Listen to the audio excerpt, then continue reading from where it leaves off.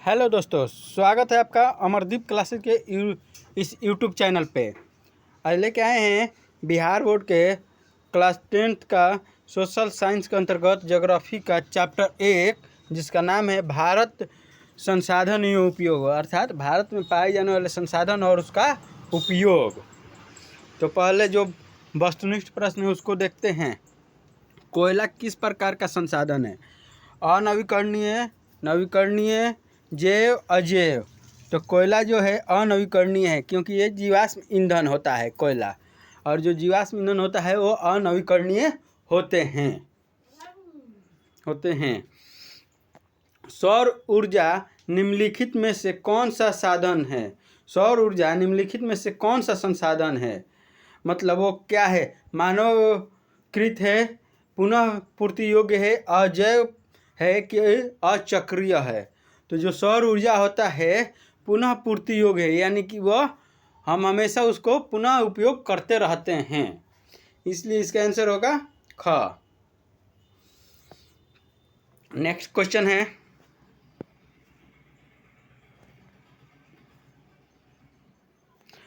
तट रेखा से कितने किलोमीटर क्षेत्र सीमा अपवर्तक आर्थिक क्षेत्र कहलाते हैं?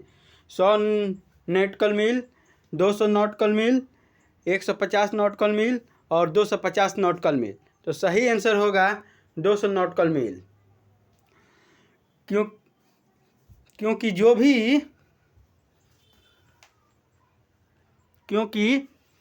भी होते हैं समुद्री, किसी भी देश के समुद्री सीमा वो 200 नॉटिकल मील तक ही होते हैं। नेक्स्ट क्वेश्चन है, डाकू की अर्थव्यवस्था का संबंध किससे है? यानी डाकू की अर्थव्यवस्था का संबंध है, तो इनमें से किससे है? संसाधन संग्रहण से, संसाधन के भी दोहन से, संसाधन के नियोजित दोहन से, इनमें से कोई नहीं। तो हमारा आंसर होगा संसाधन के विदोहन से। संसाधन के विदोहन से। समुद्री क्षेत्र में राजनीतिक सीमा के कितने किलोमीटर तक राष्ट्रीय संपदा निहित है? अर्थात जो समुद्री सीमा के अंतर्गत कितने जो क्षेत्र है उसका राष्ट्रीय संपदा निहित होती है? तो इसका है 12.2 किलोमीटर। नेक्स्ट है लघुत्तरीय प्रश्न।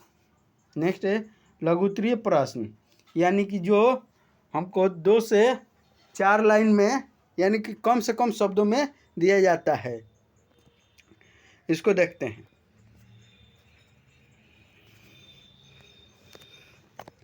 संसाधन को परिभाषित कीजिए, या कि संसाधन क्या है? यहाँ पे संसाधन को परिभाषित कीजिए, या संसाधन किसे कहते हैं, या संसाधन क्या है, इस तरह से बन सकते हैं। तो सामान्य तौर पर मानवीय उपयोग में आने वाली सभी वस्तुएं संसाधन कहलाती है, जैसे भूमि, मृदा, जल, वायु, खनिज, जीव, प्रकाश इत्यादि। वर्तमान परिवेश में सेवाओं को भी संसाधन माना गया है, जैसे गायक, कवि, चित्रकार इत्यादि की सेवा। वस्तुतः संसाधन का अर्थ बहुत ही व्यापक है। प्रसिद्ध भूगोलवेत्ता जिम्समैन के अनुसार संसाधन होते नहीं बनते हैं। संसाधन होते नहीं बल्कि बनते हैं, मतलब संसाधन पहले से होते नहीं हैं, बनाए जाते हैं। अर्थात कहने का इनका तात्पर्य है कि संसाधन को हम अपने उपयोगिता के हिसाब से उसको विकसित करते हैं या विकास करते हैं। उसका संसाधन को हम ऐसे भी समझ सकते हैं कि जो हमारे कार्यों को आसान कर दे, वो भी संसाधन कहलाते हैं। संभावित एवं संचित कोश संसाधन में अंतर स्पष्ट कीजिए। संभावित एवं संचित कोश संसाधन क्या है, इसमें अंतर स्पष्ट कीजिए। संभावित संसाधन ऐसे संसाधन जो किसी क्षेत्र विशेष में मौजूद होते हैं, जिसे उपयोग में लाए जाने की संभावना रहती है, जिसका उपयोग अभी तक नहीं किया गया है, जैसे हिमालय क्षेत्र का खनिज अधिक गहराई में होने के कारण दुर्गम है। संचित कोश साधन वास्तव में ऐसे संसाधन भंडार के ही अंश है जिसे उपलब्ध तकनीक के आधार पर प्रयोग में लाया जा सकता है, किंतु इनका उपयोग आरंभ नहीं हुआ है। जैसे नदी का जल भविष्य में जल विद्युत के रूप में उपयोग हो सकता है। जो संभावित संसाधन होते हैं, इसका अर्थ ये होता है कि इनका संभावना है कि आने वाले समय में इन्हीं को इस्तेमाल किया जाएगा। और जो संचित कोष संसाधन है कि ये इनको वो भी सुरक्षित तौर पर रखा गया है कि इनको भी आने वाले समय में इस्तेमाल किया जाएगा। संसाधन संरक्षण की उपयोगिता को लिखिए। जो संसाधन संरक्षण है उसकी उपयोगिता को लिखिए। सभ्यता एवं संस्कृति के विकास में संसाधन की अहम भूमिका होती है, किंतु संसाधनों का अविवेकपूर्ण या अतिशय उपयोग विविध सामाजिक, आर्थिक, सांस्कृतिक एवं पर्यावरणीय समस्याओं को जन्म देता है। इन समस्याओं के समाधान हेतु विभिन्न स्तरों पर संरक्षण की आवश्यकता होती है। अर्थात कहने का तात्पर्य यह है कि जो भी संसाधन है उनकी संरक्षण करना हमारा दायित्व है, क्योंकि अगर हम अविवेकीकरण से उसका इस्तेमाल करेंगे तो जल्द ही संसाधन खत्म हो जाएंगे। बहुत से ऐसे संसाधन हैं जो कि सीमित संसाधन होते हैं। नेक्स्ट क्वेश्चन है, क्वेश्चन नंबर 4 अति लघु उत्तरीय में। संसाधन निर्माण में तकनीक की क्या भूमिका है, स्पष्ट कीजिए। अर्थात जो संसाधन का निर्माण होता है उसमें टेक्नोलॉजी का क्या भूमिका है, जो तकनीकी का क्या भूमिका है उसको स्पष्ट कीजिए। तो संसाधन निर्माण में तकनीक की भूमिका अत्यंत ही महत्वपूर्ण होती है, क्योंकि अनेक प्रकृति प्रदत्त वस्तुएं तब तक संसाधन का रूप नहीं लेती जब तक कि किसी विशेष तकनीक द्वारा उससे उपयोग में नहीं लाया जाता। जैसे नदियों के बहते जल से बिजली उत्पन्न करना, बहती हुई वायु से पवन ऊर्जा उत्पन्न करना, भूगर्भ में उपस्थित खनिज अयस्कों का शोधन कर उपयोगी बनाना, इन सभी को अलग अलग तकनीकों की आवश्यकता होती है। अर्थात हम जो भी हमारे आसपास जो भी चीज़ दिख रही है कि ये है कि उसको हम लोग जितने भी टेक्नोलॉजी है उसी के सहारे उसको हम संसाधन के रूप में परिवर्तित करते हैं। नेक्स्ट क्वेश्चन देखते हैं। तो अब है ये दीर्घोत्तरीय प्रश्न।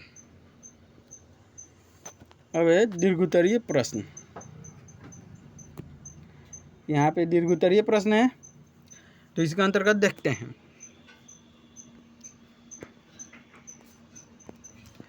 संसाधन के विकास में सतत विकास की अवधारणा की व्याख्या कीजिए। मतलब संसाधन के विकास में सतत विकास की क्या अवधारणा है उसकी व्याख्या कीजिए। संसाधन मनुष्य के जीविका का आधार है। जीवन की गुणवत्ता बनाए रखने के लिए संसाधनों के सतत विकास की अवधारणा अति आवश्यक है। संसाधन प्रकृति प्रदत्त उपहार है कि अवधारणा के कारण मानव ने इसका अंधाधुंध दोहन किया, जिसके कारण पर्यावरण समस्याएं उत्पन्न हो गई। अर्थात जो मानव का मानना है कि जो संसाधन है वो प्रकृति द्वारा प्रदत्त की गई, लेकिन उसका ये जो मानव है वो विवेकीपूर्ण तरीके से इस्तेमाल न करके अपने हिसाब से इस्तेमाल शुरू कर दिए, जिसके कारण से इसका दोहन होने लगा। व्यक्ति का लालच लिप्सा में संसाधनों का तीव्रतम दोहन कर संसाधनों के भंडार में संचित ह्रास ला दिया। संसाधनों का केंद्रीकरण खास लोगों के हाथों में आ जाने से समाज दो भागों में बट गया। एक है संपन्न और दूसरा है विपन्न। व्यक्ति का लालच लिप्सा अर्थात जैसे कहा जाता है जिसको जितना मिलता है उसको उतना ही कम रहता है। तो इसका अर्थ ये हुआ कि जो व्यक्ति है लालच लिप्सा में रहता है, उसको रहता है कि और हमें मिले, इसीलिए वो संसाधन का दुरुपयोग करना या दोहन करना, जैसे वनों की ज़्यादा कटाई हो गया और भी तरह से उसका इस्तेमाल करना शुरू कर दिए। कर दिया जाता है। संपन्न लोगों द्वारा स्वार्थ के वशीभूत होकर साधनों का विवेकहीन दोहन किया गया, जिससे विश्व पारिस्थितिकी में घोर संकट की स्थिति उत्पन्न हो गई, जैसे भूमंडलीय ताप, ओजोन अवक्षय, प्रदूषण, पर्यावरण प्रदूषण, अम्ल वर्षा इत्यादि। जो ये किससे होता है, इनके जिम्मेवार कौन है? तो जो संपन्न लोग हैं यही लोग जिम्मेवार होते हैं, क्योंकि ये अपने स्वार्थ के लिए इसका दोहन कर रहे हैं। जैसे रेफ्रिजरेटर का अत्यधिक उपयोग, और जो ये एयर कंडीशनर एसी है, एसी का उपयोग, ये सभी कहीं ना कहीं पर्यावरण को नुकसान पहुंचाते हैं। उपरोक्त परिस्थितियों से निजात पाने, विश्व शांति के साथ जैव जगत को गुणवत्तापूर्ण जीवन लौटाने के लिए सर्वप्रथम समाज में संसाधनों का न्याय संगत बंटवारा अपरिहार्य है, अर्थात संसाधनों का नियोजित उपयोग हो। इससे पर्यावरण को बिना क्षति पहुंचाए भविष्य की आवश्यकताओं के मद्देनज़र वर्तमान विकास को कायम रखा जा सकता है। ऐसी अवधारणा सतत विकास कही जाती है, जिसमें वर्तमान के विकास के साथ भविष्य सुरक्षित रह सकता है। अर्थात कहने का ये तात्पर्य है कि जो विश्व में शांति के साथ जैव जगत में गुणवत्तापूर्ण जीवन लौटाने के लिए समाज को न्याय संगत व्यवहार करना चाहिए। जो भी चीज़ है उसका सुनियोजित और विवेकपूर्ण से इस्तेमाल करना चाहिए, और इसका दोहन, संसाधनों का दोहन नहीं करना चाहिए, नहीं तो इसका खमियाजा हमें भुगतना को देखने को मिलते रहता है। नेक्स्ट क्वेश्चन है, स्वामित्व के आधार पर संसाधन के विभिन्न स्वरूपों का वर्णन कीजिए। स्वामित्व के आधार पर संसाधन के विभिन्न स्वरूपों का वर्णन कीजिए। जैसे तो स्वामित्व के आधार पर संसाधन 4 प्रकार के होते हैं। कौन कौन से हैं देखा जाता है, देखते हैं। यहाँ पे दिया है व्यक्तिगत संसाधन, सामुदायिक संसाधन, राष्ट्रीय संसाधन, अंतर्राष्ट्रीय संसाधन। तो पहले शुरू करते हैं व्यक्तिगत संसाधन। ऐसे संसाधन किसी खास व्यक्ति के अधिकार क्षेत्र में होते हैं, जिसके बदले वे सरकार को लगान भी चुकाते हैं, जैसे भूखंड, घर या अन्य जायदाद ही संसाधन है जिस पर लोगों का निजी स्वामित्व है। बाग, बगीचा, तालाब, कुआं इत्यादि भी ऐसे ही संसाधन हैं जिन पर व्यक्ति की निजी स्वामित्व होता है। अर्थात जो हमारा मकान होता है, खेत होता है, या जो भी हमारे एसेट्स होते हैं, जो भी संपत्ति होती है, वे हमारी निजी संसाधन होते हैं। और लेकिन निजी संसाधन होते हुए भी हम सरकार को उसका राजस्व देते हैं प्रतिवर्ष। नेक्स्ट है सामुदायिक संसाधन। ऐसे संसाधन किसी खास समुदाय के आधिपत्य में होती है, जिनका उपयोग समूह के लिए सुलभ होता है। गांव में चारण भूमि, शमशान, मंदिर या मस्जिद परिसर, सामुदायिक भवन, तालाब आदि। क्षेत्रीय नगरीय क्षेत्र में इस प्रकार के संसाधन सार्वजनिक पार्क, पिकनिक स्थल, खेल मंदिर, मैदान,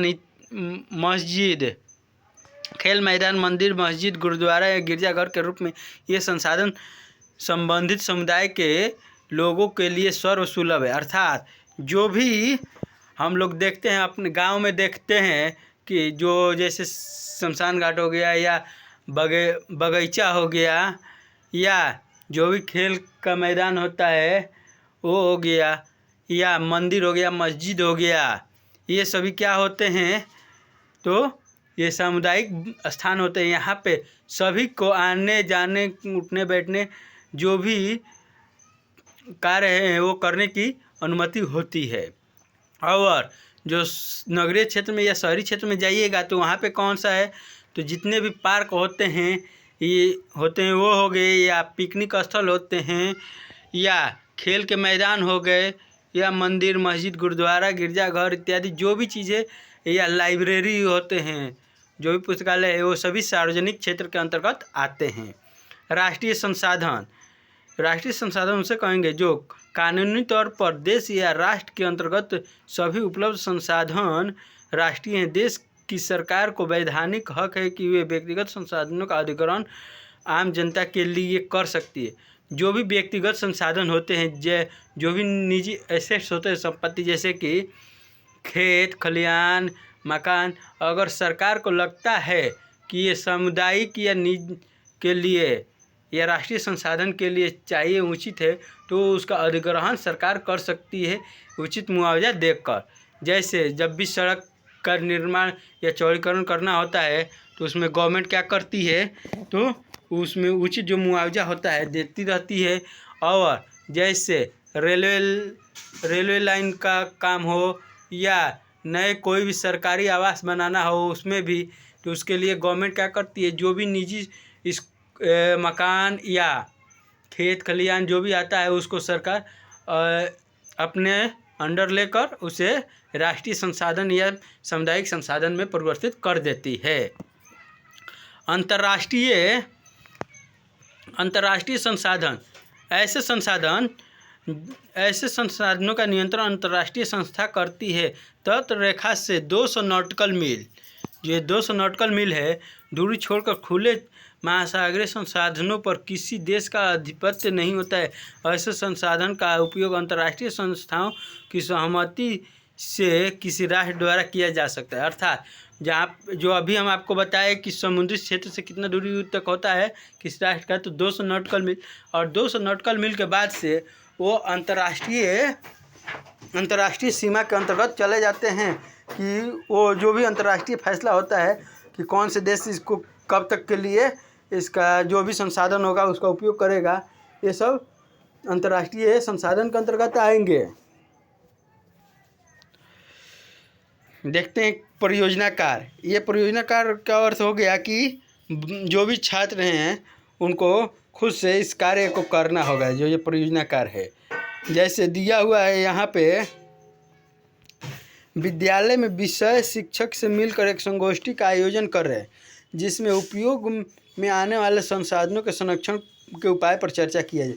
अर्थात आप अपने कक्षा में आप अपने विद्यालय कक्षा में जो भी आपके भूगोल के शिक्षक हैं उनसे बोलिए कि एक संगोष्ठी कीजिए, एक वाद विवाद कराइए जिस पे संसाधन जो भी संसाधन है उसका कैसे हम लोग संरक्षण कर सकते हैं इसके बारे में। जब आप लोग वाद विवाद कीजिएगा तो किस जो जितने भी प्रकार का संसाधन है हमें किस प्रकार से उस संसाधन का संरक्षण करना चाहिए या ज़रूरी है तो किस हिसाब से हमें उसका उपयोग करना चाहिए ताकि वो लंबे समय तक बना रहे और भविष्य में उसके लिए कोई भी चिंता न सताए इस तरह से। तो उसके लिए आप विद्यालय में एक अध्यापक से मिलकर संगोष्ठी कर सकते हैं। दूसरा है अपने प्रखंड में उपलब्ध संभाव्य संसाधन का सर्वेक्षण कर उसके विकास पर आधारित एक प्रतिवेदन प्रस्तुत कीजिए। अर्थात जो आपके प्रखंड में या आपके आसपास में जो भी चीज़ उपलब्ध है उसका सर्वेक्षण कीजिए, जो भी संसाधन उपलब्ध है उसका सर्वेक्षण कर और उसका कैसे विकास किया जाए, कैसे उन्नति किया जाए, उसके बारे में एक प्रतिवेदन यानी कि उस पर आप एक अपना रिपोर्ट तैयार कीजिए, लेख बनाइए कि हाँ इस पे या आर्टिकल लिखिए कि हाँ इसके बारे में इस तरह से किया जाता है। जैसे वनों का संरक्षण हो गया, भूमि का नदियों के किनारे भूमि का कटाव जो होता है उसका संरक्षण हो गया। इस तरह से जो भी चीज़ें हैं उनके बारे में रिपोर्ट तैयार कीजिए और आप अपने विद्यालय में चाहें तो चर्चा कर सकते हैं या जैसे भी कर सकते हैं। यहाँ पे दोनों में आपको छात्रों को स्वयं करना है। आप जब इस तरह के कार्य करते हैं जो भी परियोजना कार्य, तो अन्य छात्रों से आपको अलग बनाते हैं। नेक्स्ट, एडिशनल इम्पोर्टेंट क्वेश्चन जो है कुछ ये जो आपके किताब के प्रश्नावली में नहीं दिया है, ये अलग से कराया जा रहा है जो कहीं ना कहीं आपके लिए उपयोगी सिद्ध होंगे। देखते हैं पहला क्या है।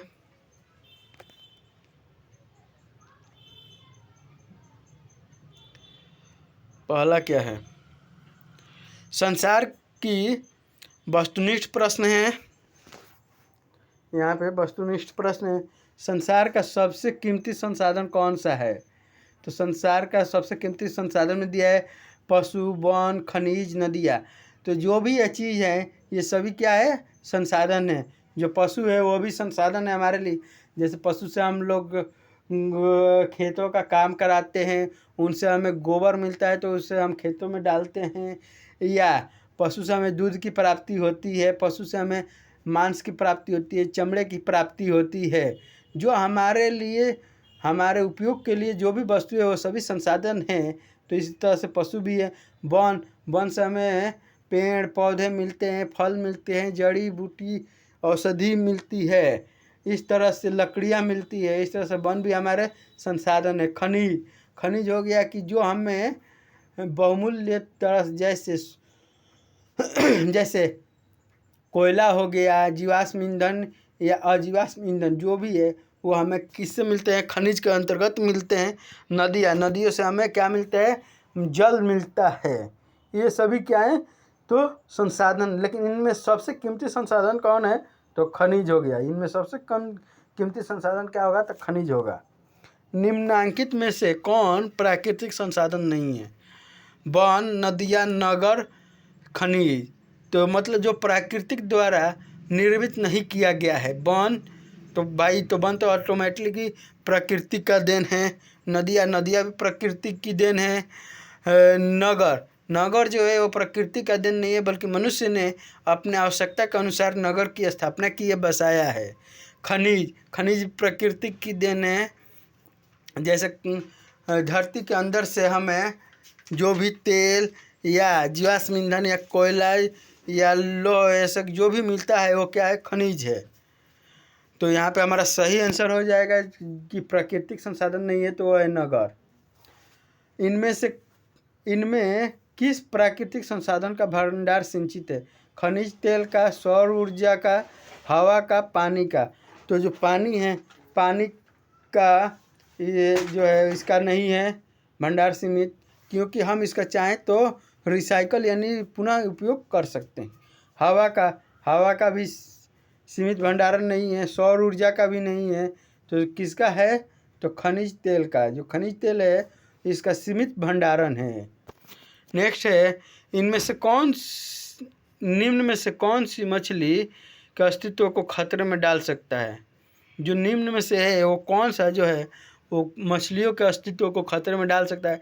या बहुत से ऐसे मछलियाँ हैं जो लगभग विलुप्त हो चुकी हैं या विलुप्त होने के कगार पे हैं। तो इनमें से कौन है? वर्षा के जल। तो वर्षा के जल मछलियों के लिए आवश्यक होता है, तो ये तो होगा नहीं। सागर का जल, ये भी नहीं होगा क्योंकि सागर में मछलियाँ रहती है। दूषित जल हो जाएगा, क्योंकि जब भी दूषित जल होते हैं तो क्या करते हैं? मछलियाँ उसमें अपने आप को समायोजित नहीं कर पाती है और वो मर जाती है और उनका अस्तित्व खतरे में पड़ जाता है और वो विलुप्त हो जाती है। मानव निर्मित बांध से मछलियों के अस्तित्व पर कोई खतरा नहीं होता है। नेक्स्ट क्वेश्चन,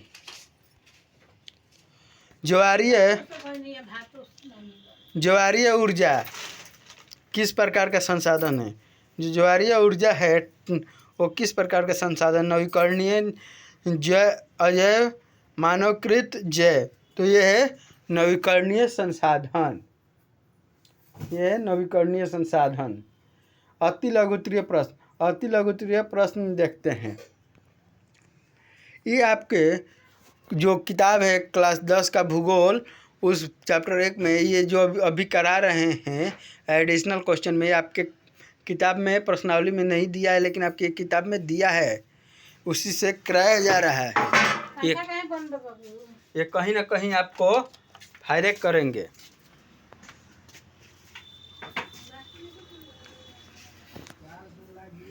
संसाधन कितने प्रकार के होते हैं? तो संसाधन 2 प्रकार के होते हैं, भौतिक संसाधन और जैविक संसाधन। जैविका नहीं होगा यहाँ पे, जैविक संसाधन होगा। जैविक संसाधन मानव निर्मित संसाधन किसे कहते हैं? मानव निर्मित संसाधन किसे कहते हैं? मानव द्वारा विकसित किए गए संसाधन को मानव निर्मित संसाधन कहते हैं। जैसे इसके अंतर्गत आएंगे भवन, घर, झोपड़ी, नगर या सड़क, गांव, कल कारखाना, फैक्ट्री, मोबाइल, रेडियो, टेलीविज़न इत्यादि जो भी चीज़ है, रेल, ये सभी क्या हैं? मानव निर्मित संसाधन हैं। संभावित संसाधन से आप क्या समझते हैं? संभावित संसाधन से आप क्या समझते हैं? संभावित संसाधन किसी प्रदेश में वे विद्यमान संसाधन जिनका अब तक उपयोग नहीं किया गया है लेकिन संभावना है कि उसके उपयोग किया जा सकता है या भविष्य में उसका उपयोग किया जा सकता है, उसे संभावित संसाधन कहते हैं। अब नेक्स्ट क्वेश्चन है, जैव संसाधन क्या है? जैव संसाधन क्या है? वे सभी संसाधन जिनकी प्राप्ति जीवमंडल से होती है, जिनमें जीवन व्याप्त है, जीव संसाधन कहलाते हैं। मतलब जो भी जिनमें जीवन व्याप्त है वे क्या हैं? जैव संसाधन कहलाते हैं। वो और कहाँ पाए जाएंगे? तो जीवमंडल में। अजैव संसाधन क्या है? यहाँ पे था जैव संसाधन, यहाँ पे अजैव संसाधन। तो अजैव संसाधन क्या है या किसे कहते हैं? वे सभी संसाधन जो निर्जीव वस्तुओं से बने होते हैं अजैव संसाधन कहलाते हैं। जैसे सड़क हो, जैसे हमारा कुर्सी हो गया, मोबाइल फ़ोन हो गया, टेलीविज़न हो गया, साइकिल हो गया, कार हो गया, मोटरसाइकिल हो गया इत्यादि जो भी है ये क्या है? अजैव संसाधन हैं। समाप्तय के आधार पर संसाधन कितने प्रकार के हैं? मतलब समाप्तय के जो खत्म होने के आधार पर संसाधन कितने प्रकार के हैं? तो ये हैं 2 प्रकार के, नवीकरणीय योग्य संसाधन और अनवीकरणीय योग्य संसाधन। नवीकरणीय योग्य संसाधन जो समाप्त हो गया और फिर ना उसका उपयोग किया जा सकता है, उसका मतलब पुनः प्राप्त किया जा सकता है, उसे नवीकरणीय संसाधन कहते हैं। अनवीकरणीय जो एक बार इस्तेमाल करने के बाद उसका पुनः प्राप्ति नहीं किया जा सकता, अनवीकरणीय संसाधन कहलाते हैं। राष्ट्रीय संसाधन किसे कहते हैं? यहाँ पे है राष्ट्रीय संसाधन किसे कहते हैं? कानूनी रूप से देश के भीतर मौजूद सभी उपलब्ध संसाधन राष्ट्रीय संसाधन है। मतलब जो भी हमारे देश में संसाधन उपलब्ध हैं तो वो क्या हैं? तो राष्ट्रीय संसाधन के अंतर्गत आते हैं। जैसे आ जाएंगे आपके रेलवे, एयरपोर्ट या जो भी इत्यादि जो भी बस स्टैंड है या पुस्तकालय, ये सभी क्या हैं? तो राष्ट्रीय संसाधन के अंतर्गत आए जाएंगे।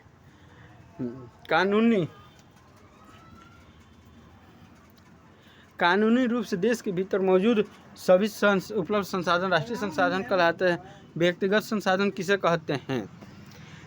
जो व्यक्तिगत तौर पर उपलब्ध होते हैं उसे व्यक्तिगत संसाधन कहलाते हैं। जैसे जो भी किसी, जैसे आपका या हमारा जो भी घर है, मकान है, खेत है या कार, साइकिल, मोटरसाइकिल, बाइक, जो भी चीज़ है वो व्यक्तिगत संसाधन के अंतर्गत आते हैं। खेत हो गया, खेत खलिहान इत्यादि जो भी चीज़ें हैं वो क्या है? व्यक्तिगत संसाधन। तो ऐसे संसाधन जो किसी खास व्यक्ति के अधिकार क्षेत्र में होता है व्यक्तिगत संसाधन कहे जाते हैं। हो गया। अब लघु उत्तरीय प्रश्न देखते हैं। सतत पोषणीय विकास क्या है? रियो एजेंडा 21 और सतत पोषण ये विकास के बीच क्या संबंध है? भावी पीढ़ियों के पोषण को ध्यान में रखते हुए वर्तमान के पर्यावरण को क्षति पहुंचाए बिना विकास करना ही सतत पोषणीय विकास है। अर्थात जो पर्यावरण को, जो ये पर्यावरण है उसको बिना नुकसान पहुंचाए हुए और सतत विकास करना ही क्या है?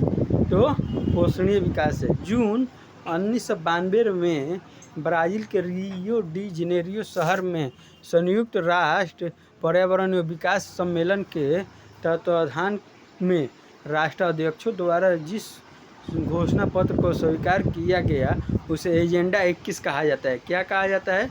तो एजेंडा 21। यहाँ पे ध्यान दीजिएगा, यहाँ से लेकर और यहाँ तक आपको ध्यान देना होगा कि जो जून महीने में 1992 में कहाँ पे हुआ था, तो ब्राज़ील के रियो डी जेनेरियो में हुआ था। इसी को हम लोग रियो एजेंडा 21 कहते हैं। एजेंडा कहा गया। एजेंडा 21 में एक कार्यसूची है। जो एजेंडा 21 है वो क्या है, एक कार्यसूची है। ये पर्यावरण से संबंधित है, जिसका उद्देश्य समान हितों, पारस्परिक आवश्यकताओं एवं सम्मिलित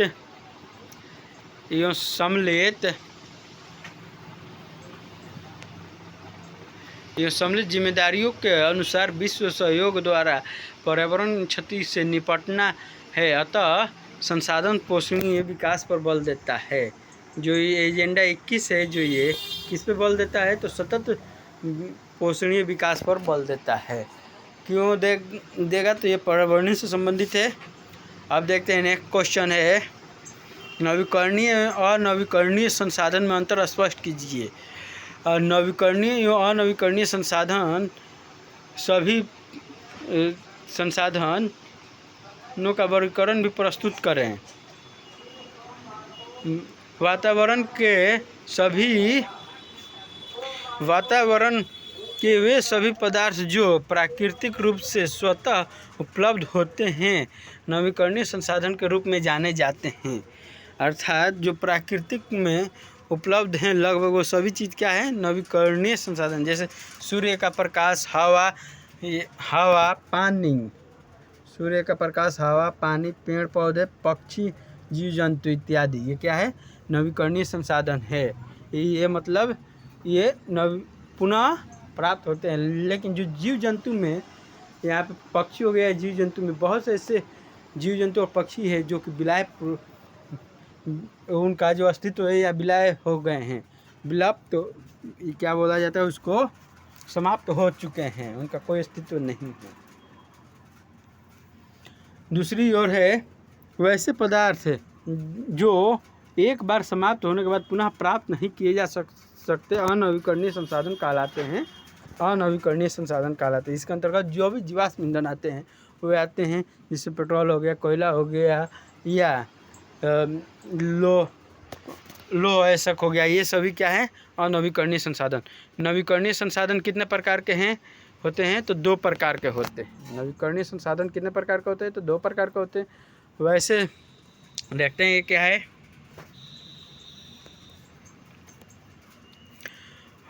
वैसे नवीकरणीय संसाधन जो प्राकृतिक, भौतिक, रासायनिक तथा जैविक प्रक्रियाओं द्वारा उत्पन्न होते हैं, उन्हें सतत उपलब्ध संसाधन कहा जाता है। जैसे पानी, जीव जंतु, हवा, सूर्य प्रकाश इत्यादि। नवीकरणीय संसाधन जिसकी उपलब्धता सदैव एक समान नहीं होता है, प्रवहनीय संसाधन कहलाते हैं, जैसे नदियों में जल आदि।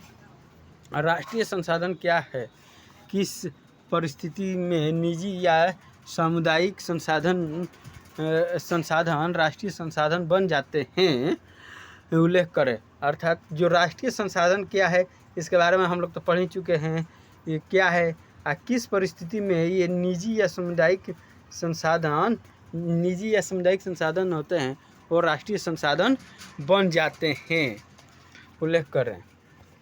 तो देखते हैं क्या दिया है। यहाँ पे दिया है कि वैधानिक रूप से किसी राज्य अथवा देश की सीमा के अंदर पाए जाने वाले समस्त संसाधनों को राष्ट्रीय संसाधन कहा जाता है। प्राचीन काल में राजाओं को राज्य की संपत्ति का स्वामी माना जाता था। वर्तमान समय में यह अधिकार सरकार के पास है। प्राचीन काल में किसे माना जाता था, तो राजा को माना जाता था। अभी जो वर्तमान में किसके पास है, तो सरकार के पास है, चाहे वो राज्य सरकार हो या केंद्र सरकार।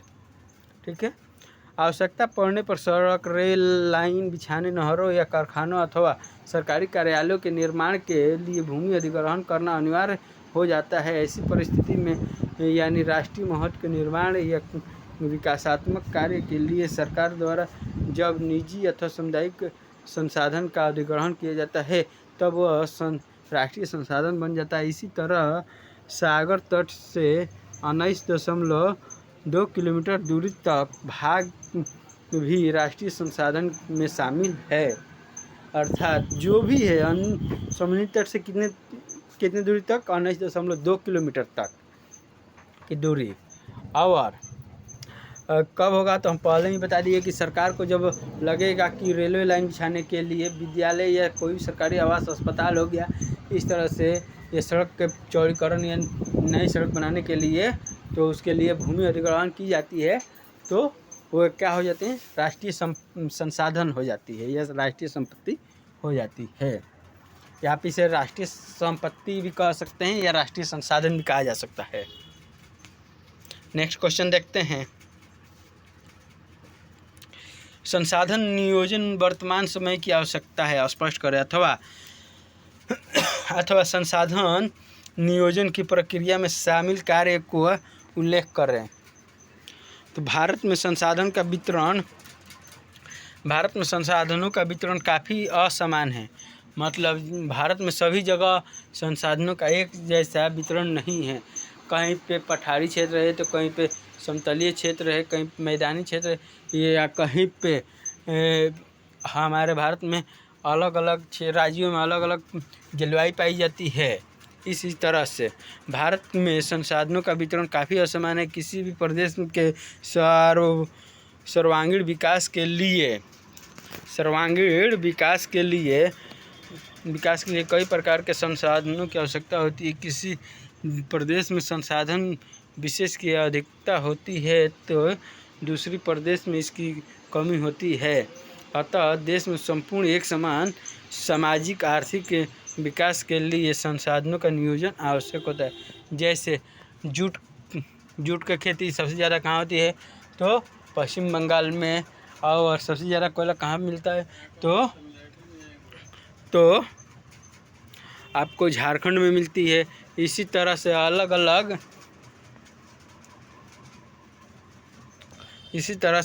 अलग राज्य में अलग अलग तरह के संसाधन मिलते हैं। जैसे आप महाराष्ट्र में जाइएगा तो कुछ अलग है। महाराष्ट्र और गुजरात में जो कपास की खेती के लिए उत्तम है, या मध्य प्रदेश में सोयाबीन और सरसों की खेती के लिए उत्तम है। राजस्थान में जाइएगा तो वहाँ पर अलग है। इस तरह से जो संसाधन का असमान वितरण है।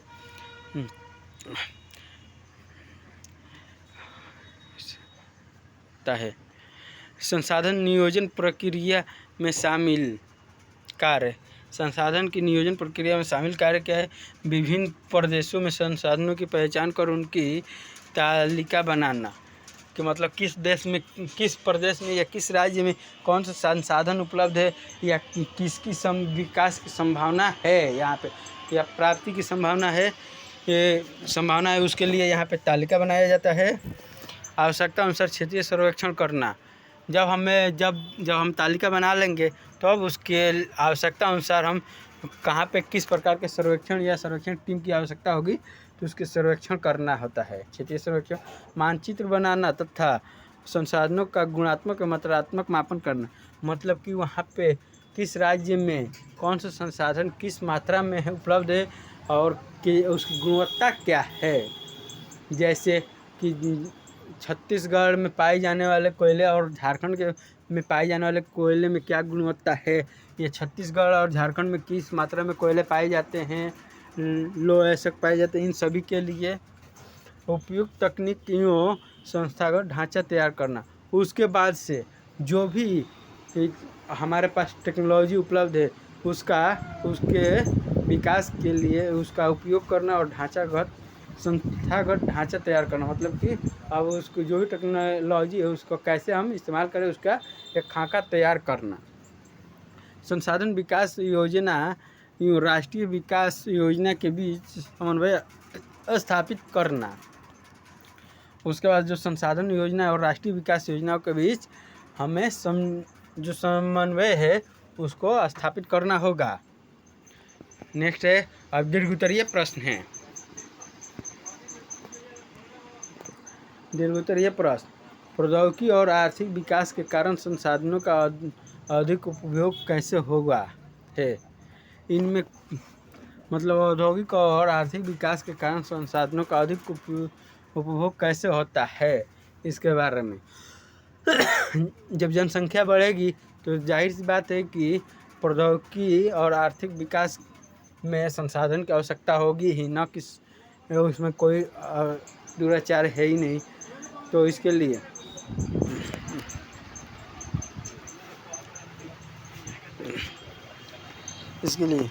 इसमें कोई संदेह नहीं है कि प्रौद्योगिकी तथा आर्थिक विकास ने संसाधनों की मांग में अत्यधिक तेजी ला दी है।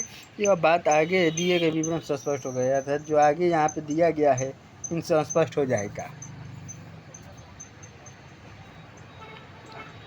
प्रौद्योगिकी विकास और आर्थिक विकास। मानव ने आज हर क्षेत्र में नई नई तकनीकें खोज निकाली है। इसके फलस्वरूप उत्पादन की गति बढ़ गई है। आज उपभोग की प्रत्येक वस्तु का उत्पादन व्यापक स्तर पर होने लगा है। जनसंख्या में वृद्धि के साथ साथ वस्तुओं की मांग भी बढ़ गई है। इसके अतिरिक्त उपभोग की प्रकृति भी बदल गई है। आज प्रत्येक उपभोक्ता पहली वस्तु को त्याग करके उसके स्थान पर उच्च कोटि की वस्तु का उपयोग करना चाहता है। इन सब के लिए अधिक से अधिक कच्चे माल की आवश्यकता पड़ती है और कच्चे माल की प्राप्ति के लिए हमारे संसाधन पर बोझ बढ़ता जा रहा है। अर्थात अब कोई व्यक्ति चाहता है कि अच्छे से अच्छा हम जो भी चीज़ है उसका इस्तेमाल करें। आर्थिक विकास पे क्या असर है उसको देखते हैं। आज संसार में आर्थिक विकास की होड़ लगी है। मतलब सभी जो देश है वो अपने आप को आर्थिक स्थिति में मजबूत बनाने की कोशिश कर रहे हैं। विकासशील राष्ट्र अपनी अर्थव्यवस्था को मजबूत बनाने में जुटे हैं। इसके लिए अपने उद्योगों का विस्तार कर रहे हैं तथा परिवहन को बढ़ावा दे रहे हैं। मतलब आर्थिक विकास करने के लिए जो भी जिस राष्ट्र से जो भी बन सक रहा है वो कर रहा है।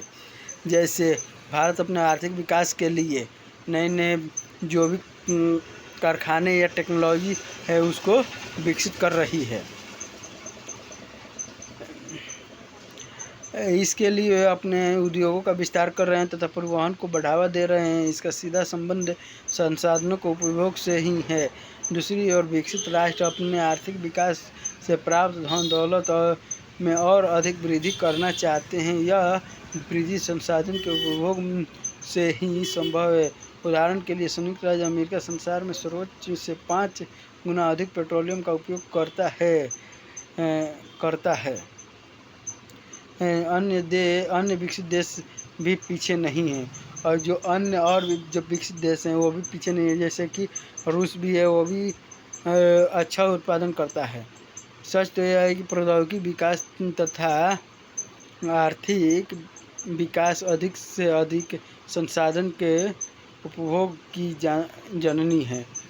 मतलब जो सच्चाई तो यही है, प्रौद्योगिकी विकास और आर्थिक विकास अधिक से अधिक संसाधनों के उपभोग का जननी है। अर्थात जब तक पैसा नहीं रहेगा तो किसी भी प्रकार का संसाधन का उपभोग नहीं किया जा सकता है जब तक पैसा ना हो।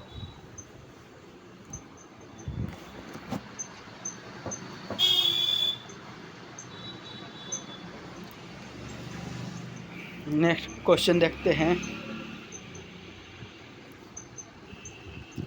स्वामित्व के आधार पर संसाधन के प्रकार का वर्णन करें। मतलब स्वामित्व के आधार पर संसाधन कितने प्रकार के होते हैं उनका वर्गीकरण करना है। स्वामित्व के आधार पर संसाधन का वर्गीकरण निम्नलिखित है। व्यक्तिगत संसाधन। व्यक्तिगत स्वामित्व के अंतर्गत भूमि, मकान, बाग बगीचे आदि आते हैं। सामुदायिक संसाधन।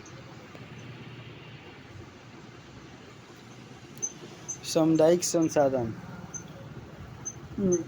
सामुदायिक स्वामित्व वाले संसाधन जैसे गांव की सम्मिलित भूमि, चारण भूमि, श्मशान भूमि, तालाब आदि, सार्वजनिक पार्क, खेल के मैदान आदि।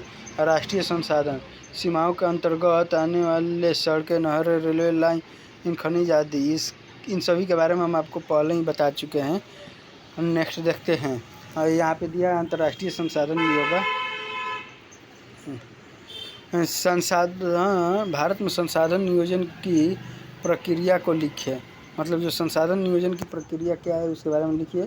तो ये संसाधन नियोजन एक जटिल प्रक्रिया है। इसके लिए आवश्यक क्रियाकलाप की आवश्यकता होती है। ये क्रियाकलाप संसाधन नियोजन के सोपान होते हैं। संसाधन नियोजन के सोपानों को निम्न भागों में बांटा गया है। देश के विभिन्न प्रदेशों में संसाधनों की पहचान करने के लिए सर्वेक्षण करना, सर्वेक्षणोपरांत मानचित्र तैयार करना, संसाधनों का गुणात्मक एवं मात्रात्मक आधार पर आकलन करना, संसाधन विकास योजनाओं को मूर्त रूप देने के लिए उपयुक्त प्रौद्योगिकी कौशल एवं संस्थागत नियोजन की रूपरेखा तैयार करना। राष्ट्रीय संसाधन विकास एवं संसाधन विकास योजना के मध्य समन्वय स्थापित करना। हमारे देश में स्वतंत्रता प्राप्ति के बाद से ही संसाधन नियोजन में लक्षित उद्देश्य को हासिल करने का प्रयास किया गया है। मतलब स्वतंत्रता प्राप्ति के बाद ही लक्षित उद्देश्यों को प्राप्ति करने का जो प्रयास किया जा रहा है। इस संदर्भ में भारत सरकार प्रथम पंचवर्षीय योजना से ही प्रयास करे, अर्थात इस संसाधनों को प्राप्त करने के लिए भारत सरकार जो प्रथम पंचवर्षीय योजना है 1951 में आई थी, उसी समय से इसमें प्रयासरत है। तो अब परियोजना आयोग को ख़त्म करके नीति आयोग को लाया गया है। नीति आयोग कब लाया गया? तो 2015 में। ये आपकी परीक्षा में हो ना हो कहीं ना कहीं पूछ दिया भी जा सकता है कि योजना आयोग के स्थान पर कौन सा आयोग चल रहा है। तो नीति आयोग के अध्यक्ष कौन होते हैं? तो भारत के प्रधानमंत्री। जो भी प्रधानमंत्री होंगे वहीं उसके अध्यक्ष होंगे। अब इसके जो कक्षा 10 के भूगोल का जो पाठ 1 चैप्टर 1 है भारत संसाधन, जो भारत में पाए जाने वाले संसाधन है उसका ये सारांशीकरण है। तो इसके लिए भी नेक्स्ट क्लास में एक वीडियो बना देंगे, उसमें आप लोग देख लीजिएगा इसको। तो इसको अब हम समझते हैं कि संसाधन के बारे में।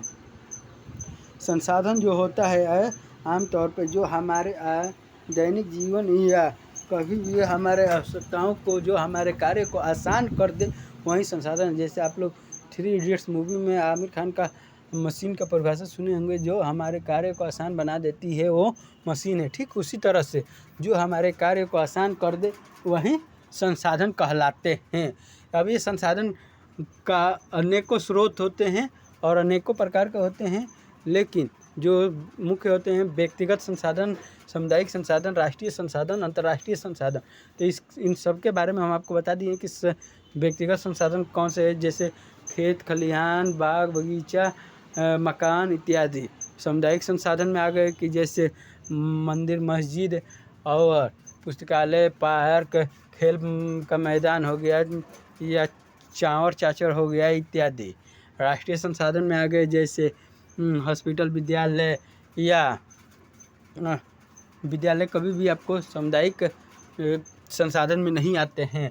हॉस्पिटल भी, रेलवे स्टेशन, ये सभी राष्ट्रीय संसाधन में आ गए। सड़क हो गए। अंतर्राष्ट्रीय संसाधन में जो 200 नॉटिकल मील के ऊपर होते हैं वही अंतर्राष्ट्रीय संसाधन होते हैं। तो ये इस तरह से हो गए आपके संसाधन के प्रकार और संसाधन क्या है, किसे कहते हैं, नवीकरणीय संसाधन और नवीकरणीय संसाधन, ये सभी। तो फिर मिलेंगे नेक्स्ट क्लास में, तब तक के लिए जय हिंद।